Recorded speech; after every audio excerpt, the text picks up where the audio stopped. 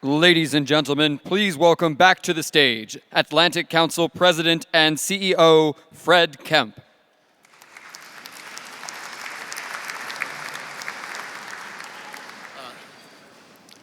How lucky are we all to work with such principled, purposeful, results-oriented individuals. And in that spirit, it's my distinct pleasure to introduce a woman who defines the term game changer for the Atlantic Council and our work around the world, Adrienne Arsht. Adrienne founded the Adrienne Arsht Latin America Center at the Atlantic Council, which has become the go-to place for issues on the region. If you don't know that already, you would have known that if you saw what we convened today on Venezuela. Really, the most purposeful people doing the most purposeful work on one of the most pressing global issues we're facing at the time. And none of it would we be able to do had it not been for this establishment of the center. If that was not enough, Adrienne then came to us with an idea to create a center focused on resilience, which has, as I said earlier, been transformed into the Adrienne Arsht-Rockefeller Foundation Resilience Center of the Atlantic Council. And in addition to all that, she served dynamically as the executive vice chair of our board of directors to John Rogers. Adrienne is an idea factory, and it is my pleasure to welcome her to the stage as she introduces the personification of her latest innovation. Ladies and gentlemen, my dear friend Adrienne Arsht.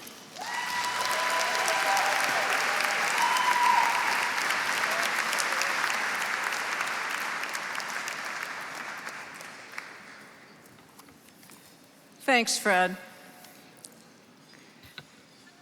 The Adrienne Arsht Rockefeller Foundation Resilience Center, we're looking for a bit of an acronym that will do better, will focus on individuals, communities, governments, and institutions, and how they are resilient, how they can become more resilient, how to better prepare them to navigate and recover from shocks and stresses. We will reach 1 billion people with resilient solutions to the challenges we face by 2030. We will help build a more resilient world.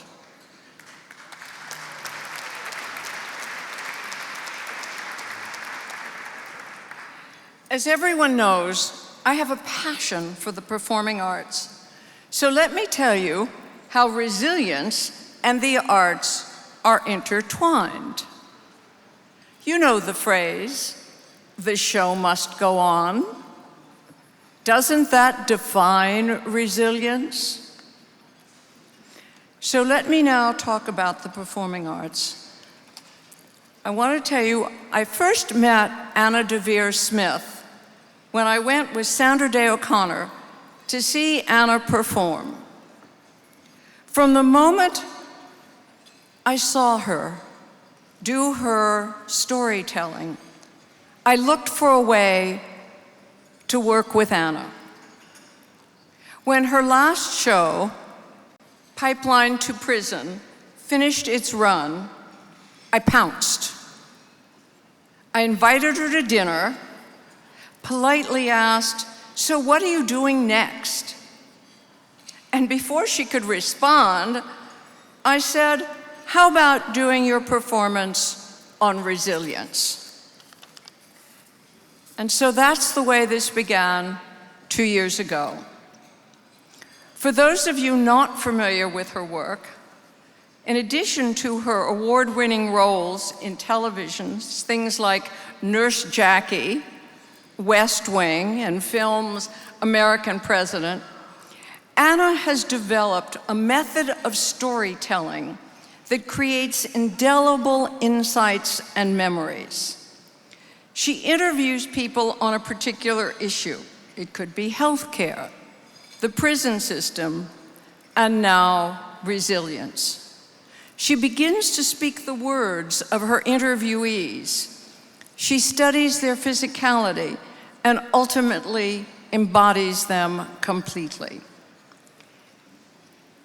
It is really extraordinary to watch her do this. She collects characters along the way in her journey to address an issue. But now, enough of my words describing her. Let's watch a video of some of Anna's thought-provoking performances. I have a large project called On the Road to Search for American Character. My grandfather told me when I was a girl that if you say a word often enough, it becomes you. So for a very long time, I've been trying to become America, sort of word for word, and I've made about 18 plays this way. Some of your audience will remember my plays about the Crown Heights riots and the Los Angeles riots. Fires in the Mirror. And also Fires in the Mirror, Twilight at Los Angeles, and Let Me Down Easy about healthcare. When asked about bilingual education, who said, if the English language is good enough for Jesus Christ, it's good enough for everybody. I said, I am appalled for every patient who comes on this unit. I want you to know that this is the place that you can come to recall to life, in whatever fashion you have, the person we sent on. Everybody said it should have killed me, and they didn't even knock me out. So it's in that vein that I'm interviewing people, teachers, cops, kids, parents, about what's going on in schools and trying to think about ways with their help of how we can turn this all around. Open your eyes. It is impossible to talk about the criminal justice system without talking about education. Prison don't do nothing but make you a worse person. You want to change, you got to do it by yourself. Even if I didn't make it down the pole, the statement would still be made. It's a movement, and it's not going to stop. Most teenagers get incarcerated, all because of your mouth. It's prison or death. We gonna keep demanding justice. A message to Black America. Don't expect nobody to open the door for you. Can't wait for the leaders to make it better. We have to make it better.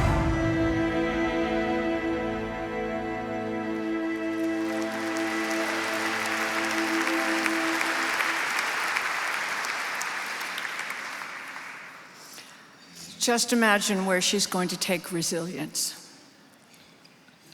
It is with great pleasure and excitement that I make the official announcement that Anna Deavere Smith will be joining the Atlantic Council as the first ever artist in residence. She will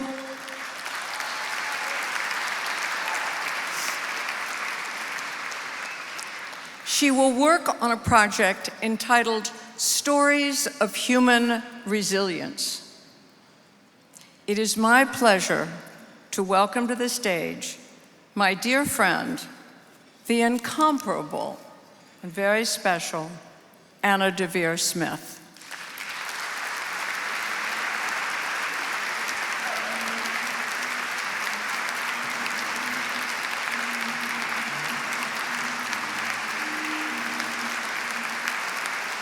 Thank you so much.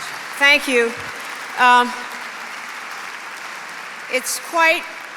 It's quite an honor to be with you tonight, and you know, Adrienne, how much I admire you and your resilience. I want to tell you one quick thing. The first time I had lunch with Adrienne, she came in wearing red, you know, and she's so beautiful and dramatic, and I just made a comment that I just didn't have the nerve to wear red. And at the end of the lunch at the Hay Adams in Washington, just as she stepped into her car, she turned around and she said to me, "Give red a try." And soon afterwards, I found in my dressing room at the theater a very, very beautiful burgundy scarf as a way to introduce me to the courage to wear red. And based on how she said that, I start every semester that I teach saying to my students, confidence is overrated. Give doubt a try. I've been artist in residence in a lot of different places, from MTV networks to Grace Cathedral in San Francisco, but I've never had the opportunity to be in the company of such a global reach as this room and the Atlantic Council. And I want to congratulate all of the global citizens for your honor tonight and to thank you for the work that you do. I'm very excited about working with Fred Kemp and Kathy McLeod and Robert Pullen. Just the notion that you are going to affect 1 billion people by 2030. Stories of resilience, resilience of the earth, resilience of good things like peace, resilience of bad things like war, resilience of good things like health, resilience of bad things like disease. I'm sitting next to Mitch Landrieu tonight, the former mayor of New Orleans, a city that was pretty much left for dead. After Hurricane Katrina, you better believe me, he's going to be one of my first interviews. Or my city, Baltimore, Maryland, really struggling. So there's a lot to learn about how we as humans have faced the challenges that threaten us in the past, the challenges of now, and how we will face the challenges of tomorrow. It's a great gift to be here tonight and to be working with you, Adrienne. Thank you so very much.